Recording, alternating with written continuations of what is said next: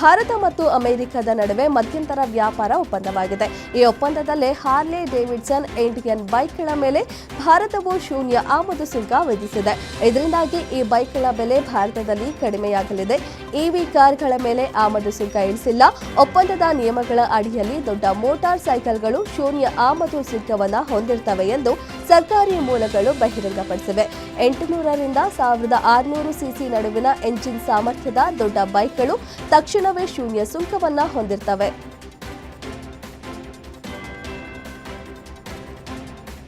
Bharat America ಮಧ್ಯಂತರ ವ್ಯಾಪಾರ ಒಪ್ಪಂದದ ಚೌಕಟ್ಟನ್ನು ಘೋಷಿಸುತ್ತಿದ್ದಂತೆ ಅಮೆರಿಕ ವ್ಯಾಪಾರ ಪ್ರತಿನಿಧಿ ಕಚೇರಿಯು ಮೊದಲ ಬಾರಿಗೆ ಪಾಕ್ ಆಕ್ರಮಿತ ಕಾಶ್ಮೀರವನ್ನು ಭಾರತದ ಭಾಗವಾಗಿ ತೋರಿಸುವ ನಕ್ಷೆಯನ್ನು ಬಿಡುಗಡೆ ಮಾಡಿದೆ. ಇನ್ನು ಭಾರತದಿಂದ ಯಾವ್ಯಾವ ಉತ್ಪನ್ನಗಳ ಆಮದು ರಫ್ತು ಎಂಬ ಬಗ್ಗೆ ಭಾರತದ ನಕಾಶೆ ಸಹಿತ ಡೀಟೇಲ್ಸ್ ಬಿಡುಗಡೆ ಮಾಡಿದೆ.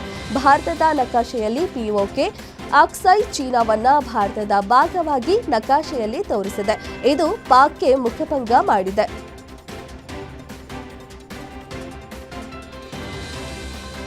ಹರಿಯಾಣದ ಫರೀದಾಬಾದ್ನಲ್ಲಿ ನಡೆಯುತ್ತಿದ್ದ ಸೂರಜ್ ಕುಂಡ ಜಾತ್ರೆಯಲ್ಲಿ ದುರಂತ ಸಂಭವಿಸಿದೆ. ಎಲ್ಲಾ ಜಾತ್ರೆಗಳಲ್ಲೂ ಇರುವಂತೆ ಆ ಜಾತ್ರೆಯಲ್ಲೂ ಜಾಯಿಂಟ್ ವೀಲ್, ಜೋಕಾಲಿ ಮತ್ತಿತರ ಸ್ವಿಂಗ್ಗಳನ್ನು ಹಾಕಲಾಗಿತ್ತು. ಈ ವೇಳೆ ಸುನಾಮಿ ಸ್ವಿಂಗ್ ತುಂಡಾಗಿ ಬಿದ್ದಿದೆ. ಅದರಲ್ಲಿ ಕುಳಿತಿದ್ದವರು ಕೆಳಗೆ ಬೀಳಲಾರಂಭಿಸಿದ್ರು. ಈ ಘಟನೆಯಲ್ಲಿ ಓರ್ವ ಪೊಲೀಸ್ ಪೇದೆ ಸಾವನ್ನಪ್ಪಿದ್ದು 13ಕ್ಕೂ ಹೆಚ್ಚು ಜನರು ಗಂಭೀರವಾಗಿ ಗಾಯಗೊಂಡಿದ್ದಾರೆ. ಈ ಘಟನೆಯ ಸಮಯದಲ್ಲಿ ಉಯ್ಯಾಲೆಯಲ್ಲಿ 18 ಜನರಿದ್ದರು ಎಂದು ತಿಳಿದು ಬಂದಿದೆ.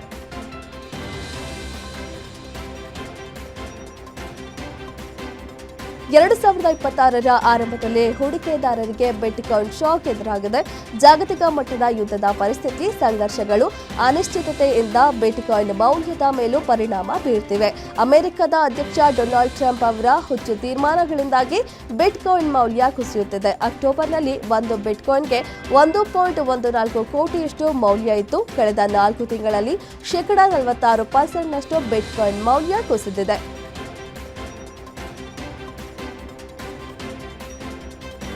ಭಾರತ ಅಮೆರಿಕದ ವ್ಯಾಪಾರ ಒಪ್ಪಂದದ ವೇಳೆ ಹಾಕಿದ ನಿರ್ಬಂಧದ ಅಡಿಯಲ್ಲಿ ಭಾರತ ರಷ್ಯಾದ ತೈಲ ಖರೀದಿಯನ್ನು ನಿಲ್ಲಿಸಲಿದೆ ಎಂದು ಅಮೆರಿಕ ಅಧ್ಯಕ್ಷ ಡೊನಾಲ್ಡ್ ಟ್ರಂಪ್ ಹೇಳಿಕೆ ನೀಡಿದರು. ಆದರೆ ಭಾರತ ನೇರವಾಗಿ ಈ ಬಗ್ಗೆ ಯಾವುದೇ ಸ್ಪಷ್ಟನೆ ನೀಡಿರಲಿಲ್ಲ. ಇದೀಗ ಪ್ರತಿಕ್ರಿಯಿಸಿರುವ ಭಾರತದ ವಿದೇಶಾಂಗ ಸಚಿವಾಲಯ ಭಾರತದ 1.4 ಬಿಲಿಯನ್ ಜನರ ಇಂಧನ ಭದ್ರತೆ ನಮ್ಮ ಮುಖ್ಯ ಆದ್ಯತೆಯಾಗಿದೆ ಎಂದು ಹೇಳಿದೆ. ಭಾರತ ರಷ್ಯಾದಿಂದ ತೈಲವನ್ನ ಆಮದನ್ನು ಸ್ಥಗಿತಗೊಳಿಸಲಿದೆ ಎಂಬ ಅಮೆರಿಕದ ಹೇಳಿಕೆಯ ಮಧ್ಯೆ ಈ ಹೇಳಿಕೆಯು ಭಾರತದ ದೀರ್ಘಕಾಲದ ನಿಲುವನ್ನ ಪ್ರತಿಬಿಂಬಿಸುತ್ತದೆ.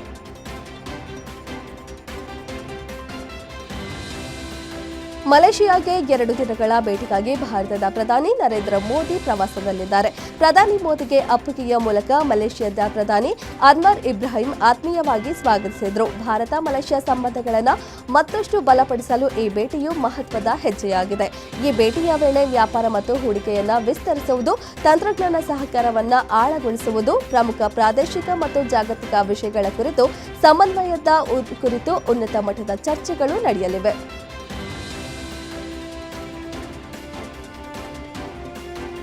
ಭಾರತ ಅಮೆರಿಕ ವ್ಯಾಪಾರ ಒಪ್ಪಂದದಲ್ಲಿ ಭಾರತದ ಕೃಷಿ ಡೈರಿ ಕ್ಷೇತ್ರಕ್ಕೆ ಸಂಪೂರ್ಣ ರಕ್ಷಣೆ ನೀಡಲಾಗಿದೆ. ಅಮೆರಿಕದಿಂದ ಕೃಷಿ ಡೈರಿ ಉತ್ಪನ್ನಗಳನ್ನು ತೆರಿಗೆ ರಹಿತವಾಗಿ ರಫ್ತು ಮಾಡಲು ಅವಕಾಶ ಕೊಟ್ಟಿಲ್ಲ. ಇದರಿಂದ ಭಾರತದ ರೈತರ ಹಿತಾಸಕ್ತಿ ರಕ್ಷಣೆಯಾಗಲಿದೆ. ಇದರಿಂದ ಗ್ರಾಮೀಣ ಉದ್ಯೋಗಗಳಿಗೆ ಯಾವುದೇ ಹಾನಿ ಮಾಡುವುದಿಲ್ಲ ಎಂದು ವಾಣಿಜ್ಯ ಸಚಿವ ಪಿಯೂಷ್ ಗೋಯಲ್ ಭರವಸೆ ನೀಡಿದ್ದಾರೆ. ಆಹಾರ ಬೆಳೆಗಳಿಗೆ ಭಾರತ ಅಮೆರಿಕ ವ್ಯಾಪಾರ ಒಪ್ಪಂದದಲ್ಲಿ ಸಂಪೂರ್ಣ ರಕ್ಷಣೆ ನೀಡಲಾಗಿದೆ.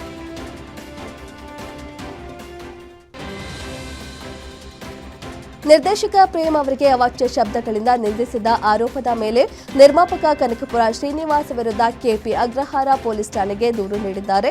ತಮ್ಮ ಬಗ್ಗೆ ಅವಹೇಳನಕಾರಿಯಾಗಿ ಮಾತನಾಡಿದ ಶ್ರೀನಿವಾಸ್ ವಿರುದ್ಧ ಕಾನೂನು ಕ್ರಮ ಜರುಗಿಸಬೇಕೆಂದು ಫಿಲಂ ಚೇಂಬರ್ಗೆ ದೂರು ನೀಡಿದ್ದಾರೆ. ಶ್ರೀನಿವಾಸ್ ಬಹಳ ನೀಚವಾಗಿ ಮಾತನಾಡಿದ್ದಾರೆ. ನಾನು ಮಂಡ್ಯದವರು, ಅವರಿಗಿಂತಲೂ ಕೆಟ್ಟದಾಗಿ ಮಾತನಾಡಬಲ್ಲೆ, ಆದರೆ ನಾನು ಮಾತನಾಡುವುದಿಲ್ಲ. ನನ್ನ ಸಂಸ್ಕಾರ ಬೇರೆ ಇದೆ. ನಾನು ಅವರನ್ನ ಸಂಕಷ್ಟಕ್ಕೆ ಸಿಲುಕಿಸಲು ಎಂದುಕೊಂಡರೆ ನನಗೆ ಹೆಚ್ಚು ಸಮಯ ಬೇಕಿಲ್ಲ. ಅಷ್ಟು ಶಕ್ತಿ ನನ್ನ ಬಳಿ ಇದೆ ಎಂದು ಶ್ರೀನಿವಾಸ್ಗೆ ವಾರ್ನಿಂಗ್ ನೀಡಿದ್ದಾರೆ. ಬಾಲಿವುಡ್ ಬಿಗ್ ಬಿ ಅಮಿತಾಬ್ ಬಚ್ಚನ್ ಪುತ್ರ ಅಭಿಷೇಕ್ ಬಚ್ಚನ್ 50ನೇ ಹುಟ್ಟುಹಬ್ಬ ಆಚರಿಸಿಕೊಂಡರು. ದೇಶಾದ್ಯಂತ ಅವರ ಕುಟುಂಬ, ಸ್ನೇಹಿತರು ಮತ್ತು ಅಭಿಮಾನಿಗಳ ಪ್ರೀತಿಯ ಮಹಾಪುರದ ನಡುವೆ ಬಾಲಿವುಡ್ ನಟ ಅಭಿಷೇಕ್ ಬಚ್ಚನ್ ಇಂದು ತಮ್ಮ 50ನೇ ಹುಟ್ಟುಹಬ್ಬವನ್ನು ಆಚರಿಸಿಕೊಂಡರು. ಅವರ ಪತ್ನಿ ನಟಿ ಐಶ್ವರ್ಯ ರೈ ಬಚ್ಚನ್ ಅವರು ಶುಭಾಶಯಗಳನ್ನು ಕೋರಿದರು. ಅವರ ಹೃದಯಪೂರ್ವಕ ಇನ್ಸ್ಟಾಗ್ರಾಂ ಪೋಸ್ಟ್ ಎಲ್ಲರ ಗಮನ ಸೆಳೆಯಿತು. ಆರ್ಎಸ್ಎಸ್ ತನ್ನ 100ನೇ ವರ್ಷದ ಸಂಭ್ರಮವನ್ನ ಆಚರಿಸುತ್ತಿದೆ. ಹೀಗಾಗಿ ಮುಂಬೈನ ನೆಹರು ಕೇಂದ್ರದಲ್ಲಿ ಮುಂದಿನ 2 ದಿನಗಳು ನಡೆಯಲಿರುವ ಈ ಕಾರ್ಯಕ್ರಮದಲ್ಲಿ ಬಾಲಿವುಡ್ ನಟ ಸಲ್ಮಾನ್ ಖಾನ್ ಭಾಗಿಯಾಗಿ ಅಚ್ಚರಿಗೆ ಕಾರಣವಾದರು. ಸಲ್ಲುಭಾಯಿ ಅವರು ಕಡು ನೀಲಿ ಶರ್ಟ್ ಮತ್ತು ಕನ್ನಡಕವನ್ನು ಧರಿಸಿ ಬಂದಿದ್ದು ಜನರು ಆಶ್ಚರ್ಯಚಕಿತರನ್ನಾಗಿದ್ರು. ಆರ್ಎಸ್ಎಸ್ ಕಾರ್ಯಕ್ರಮದಲ್ಲಿ ಸಲ್ಮಾನ್ ಖಾನ್ ಭಾಗಿಯಾದ ವಿಡಿಯೋ ಸೋಷಿಯಲ್ ಮೀಡಿಯಾದಲ್ಲಿ ವೈರಲ್ ಆಗಿದೆ. ಭಾರತೀಯ ಚಿತ್ರರಂಗದ ಅತಿದೊಡ್ಡ ಮತ್ತು ಬಹುನಿರೀಕ್ಷಿತ ಸಿನಿಮಾಗಳಲ್ಲಿ ಒಂದು ಎನಿಸಿಕೊಂಡಿದೆ ಯಶ್, ರಣಬೀರ್ ಕಪೂರ್ ಮತ್ತು ಸಾಯಿ ಪಲ್ಲವಿ ನಟಿಸಿರುವ ರಾಮಾಯಣ ಸಿನಿಮಾ. ಈ ರಾಮಾಯಣ ಸಿನಿಮಾದ ತಾರಾ ಬಳಗಕ್ಕೆ ಮತ್ತೊಬ್ಬ ಪ್ರತಿಭಾವಂತ ನಟನ ಸೇರ್ಪಡೆ ಆಗಿದೆ. ಇತ್ತೀಚೆಗೆ ಕೆಲ ಸಿನಿಮಾದಲ್ಲಿ ತನ್ನ ವಿಲನ್ ನಟನೆಯ ಮೂಲಕ ಎಲ್ಲರ ಗಮನ ಸೆಳೆದಿದ್ದ ರಾಘವ್ ಜಿಯಲ್ ಈಗ ನಿತೇಶ್ ತಿವಾರಿ ಅವರ ಈ ಪೌರಾಣಿಕ ಸಿನಿಮಾದಲ್ಲಿ ಒಂದು ಪ್ರಮುಖ ಪಾತ್ರವನ್ನು ನಿರ್ವಹಿಸಲು ಒಪ್ಪಿಕೊಂಡಿದ್ದಾರೆ. ಎಂಟಿ ವಾಸುದೇವನ್ ನಾಯರ್ ಅವರ ಪ್ರಸಿದ್ಧ ಕಾದಂಬರಿ ರಂಡಮೂಳಂನ ಚಲನಚಿತ್ರ ರೂಪಾಂತರಕ್ಕಾಗಿ ಕೇರಳದ ಚಲನಚಿತ್ರ ಪ್ರೇಮಿಗಳು ಕಾತರದಿಂದ ಕಾಯುತ್ತಿದ್ದಾರೆ. ಇದೀಗ ಎಂಟಿ ವಾಸುದೇವನ್ ನಾಯರ್ ಅವರ ಪುತ್ರಿ ಅಶ್ವತಿ ವಿ ನಾಯರ್ ಮಾರ್ಚ್ 2026ರ ವೇಳೆಗೆ ಪ್ರೇಕ್ಷಕರು ಅಪ್ಡೇಟ್ ನಿರೀಕ್ಷಿಸಬಹುದು ಎಂದು ತಿಳಿಸಿದ್ದಾರೆ. ಕಾಂತಾರ ಯಶಸ್ಸಿನ ನಂತರ ರಿಷಬ್ ಶೆಟ್ಟಿ ಮಲಯಾಳಂನ 1000 ಕೋಟಿ ಬಜೆಟ್ನ ಚಿತ್ರದಲ್ಲಿ ನಟಿಸಲಿದ್ದಾರೆ ಎಂಬ ಸುದ್ದಿ ಹರಿದಾಡ್ತಿದೆ. ಈ ಚಿತ್ರವು ರಂಡಮೂಳಂ ಕಾದಂಬರಿ ಆಧಾರಿತವಾಗಿದ್ದು ಈ ಹಿಂದೆ ಮೋಹನ್ ಲಾಲ್ ನಟಿಸಬೇಕಿದ್ದ ಭೀಮನ ಪಾತ್ರಕ್ಕೆ ಈಗ ರಿಷಬ್ ಶೆಟ್ಟಿ ಹೆಸರು ಕೇಳಿಬರ್ತಿದೆ. ಪ್ರತಿ ವರ್ಷ ಬಿಸಿಸಿಐ ಟೀಮ್ ಇಂಡಿಯಾ ಆಟಗಾರರೊಂದಿಗೆ ಒಪ್ಪಂದ ಮಾಡಿಕೊಳ್ತಾರೆ. ಈ ಒಪ್ಪಂದದ ಅನುಸಾರ ಆಟಗಾರರಿಗೆ ವಾರ್ಷಿಕ ಮೊತ್ತವನ್ನು ಪಾವತಿಸಲಾಗುತ್ತದೆ. ಇಲ್ಲಿ ಆಟಗಾರರನ್ನ ಎ, ಬಿ ಮತ್ತು ಸಿ ಗ್ರೇಡ್ ಎಂದು ವಿಂಗಡಿಸಲಾಗುತ್ತಿದ್ದು ಈ ಮೂಲಕ ಕೋಟಿ ರು ಮೊತ್ತವನ್ನ ವೇತನವನ್ನ ಪಾವತಿಸಲಾಗುತ್ತದೆ. ಆದರೆ ಟೀಮ್ ಇಂಡಿಯಾ ಆಟಗಾರರ ಜೊತೆಗಿನ 2026ರ ಕೇಂದ್ರ ಒಪ್ಪಂದಕ್ಕೆ ಬಿಸಿಸಿಐ ಸಿದ್ಧತೆಗಳನ್ನು ಶುರು ಮಾಡಿದೆ. ಈ ಬಾರಿ ಟೀಮ್ ಇಂಡಿಯಾದ ದಿಗ್ಗಜರಾದ ರೋಹಿತ್ ಶರ್ಮಾ ಹಾಗೂ ವಿರಾಟ್ ಕೊಹ್ಲಿಗೆ ಹಿಂಬಡ್ತಿ ನೀಡಲಾಗುತ್ತಿದೆ.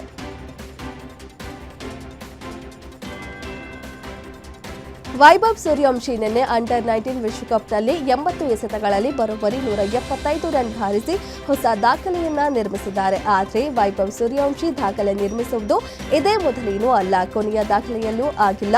ಕೇವಲ 14 ವರ್ಷದ ಕ್ರಿಕೆಟರ್ ವೈಭವ್ ಸೂರ್ಯವಂಶಿ ಇದುವರೆಗೂ ತಮ್ಮ ಹೆಸರಿನಲ್ಲಿ ಸಾಕಷ್ಟು ದಾಖಲೆಗಳನ್ನು ನಿರ್ಮಿಸಿದ್ದಾರೆ. 1 ವರ್ಷದಲ್ಲಿ ಸತತ 10 ದಾಖಲೆಗಳನ್ನು ನಿರ್ಮಿಸಿಕೊಂಡಿದ್ದಾರೆ.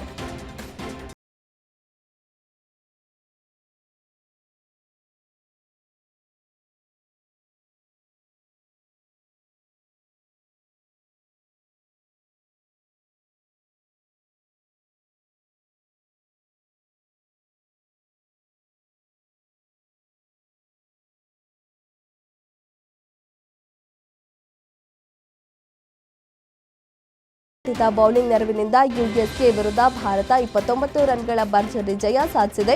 ಆ ಮೂಲಕ ಐಸಿಸಿ ಟಿ20 ವಿಶ್ವಕಪ್ ಉದ್ಘಾಟನಾ ಪಂದ್ಯದಲ್ಲಿ ಶುಭಾರಂಭ ಮಾಡಿದೆ. ಮುಂಬೈನ ವಾಂಖೇಡೆ ಕ್ರೀಡಾಂಗಣದಲ್ಲಿ ನಡೆದ ಪಂದ್ಯದಲ್ಲಿ ಮೊದಲು ಬ್ಯಾಟಿಂಗ್ ಭಾರತ ಸೂರ್ಯಕುಮಾರ್ ಯಾದವ್ ಸಿಡಿಸಿದ ಸ್ಫೋಟಕ ಅರ್ಧಶತಕ ಬಲದಿಂದ 20 ಓವರ್ಗಳಲ್ಲಿ 9 ವಿಕೆಟ್ ನಷ್ಟಕ್ಕೆ 161 ರನ್ ಗಳಿಸಿತು. ಗುರಿ ಬೆನ್ನತ್ತಿದ ಅಮೆರಿಕ 20 ಓವರ್ಗಳಲ್ಲಿ 8 ವಿಕೆಟ್ ಕಳೆದುಕೊಂಡು 132 ರನ್ ಗಳಿಸಿದಷ್ಟೇ ಶಕ್ತವಾಗಿ ಸೋಲೊಪ್ಪಿಕೊಂಡಿತು. 2026ರ ಟಿ20 ವಿಶ್ವಕಪ್ಗೆ ಅದ್ದೂರಿ ಶುಭಾರಂಭ ದೊರೆತಿದೆ. ರಾತ್ರಿ ಮುಂಬೈನ ವಾಂಖೇಡೆ ಕ್ರೀಡಾಂಗಣದಲ್ಲಿ ನಡೆದ ಮೊದಲ ಪಂದ್ಯದಲ್ಲಿ ಅಮೆರಿಕ ವಿರುದ್ಧ ಪಂದ್ಯದಲ್ಲಿ ಆರಂಭ ಉತ್ತಮವಾಗಿರಲಿಲ್ಲ. ಪ್ರಮುಖ ವಿಕೆಟ್ಗಳು ಪವರ್ ಪ್ಲೇನಲ್ಲೇ ಪತನಗೊಂಡವು. ನಾಯಕ ಸೂರ್ಯಕುಮಾರ್ ಯಾದವ್ ಏಕಾಂಗಿ ಹೋರಾಟ ನಡೆಸಿ 84 ರನ್ ಗಳಿಸಿ ತಂಡವನ್ನು 161ಕ್ಕೆ 9 ವಿಕೆಟ್ ನಷ್ಟಕ್ಕೆ ತಲುಪಿದರು. ಅವರು ಟಿ20 ವಿಶ್ವಕಪ್ನಲ್ಲಿ ಅರ್ಧಶತಕ ಗಳಿಸಿದ 3ನೇ ಭಾರತೀಯ ನಾಯಕರಾದರು. ಐಸಿಸಿ ಟಿ20 ವಿಶ್ವಕಪ್ನಲ್ಲಿ ಭಾರತ ವಿರುದ್ಧದ ಪಂದ್ಯವನ್ನು ಬಹಿಷ್ಕರಿಸುವ ಪಾಕಿಸ್ತಾನ ತನ್ನ ನಿರ್ಧಾರದಿಂದ ಯೂಟರ್ನ್ ಹೊಡೆಯುವ ಸಂದರ್ಭ ಒದಗಿ ಬಂದಿದೆ. ಪಂದ್ಯದಲ್ಲಿ ಪಾಲ್ಗೊಳ್ಳುವಿಕೆಗೆ ಸಂಬಂಧಿಸಿದಂತೆ ಪಾಕಿಸ್ತಾನ ಕ್ರಿಕೆಟ್ ಮಂಡಳಿ ಐಸಿಸಿ ಜೊತೆ ಹೊಸದಾಗಿ ಮಾತು ಆರಂಭಿಸಿದೆ ಎಂದು ತಿಳಿದು ಬಂದಿದೆ. ಪಾಕಿಸ್ತಾನ ಪಂದ್ಯ ಬಹಿಷ್ಕರಿಸಿದ ನಂತರ ಪಿಸಿಬಿ ಇಕ್ಕಟ್ಟಿಗೆ ಸಿಲುಕಿಕೊಂಡಿತ್ತು. ಈ ಬಗ್ಗೆ ನಿರ್ಧಾರ ತಿಳಿಸುವಂತೆ ಐಸಿಸಿಐ ಸೂಚಿಸಿತ್ತು. ಐಸಿಸಿಯೊಂದಿಗೆ ಇದೀಗ ಅನಿವಾರ್ಯವಾಗಿ ಮಾತುಕತೆಗೆ ಮುಂದಾಗಿದೆ. ಇದಾಗಿತ್ತು ಇವತ್ತಿನ 50 ಗ್ಯಾರಂಟಿ. ಮತ್ತಷ್ಟು ಸುದ್ದಿಗಾಗಿ ನೋಡ್ತಾ ಇರಿ ಗ್ಯಾರಂಟಿ ನ್ಯೂಸ್. ಸುದ್ದಿ ಖಚಿತ, ನ್ಯಾಯ ನಿಶ್ಚಿತ.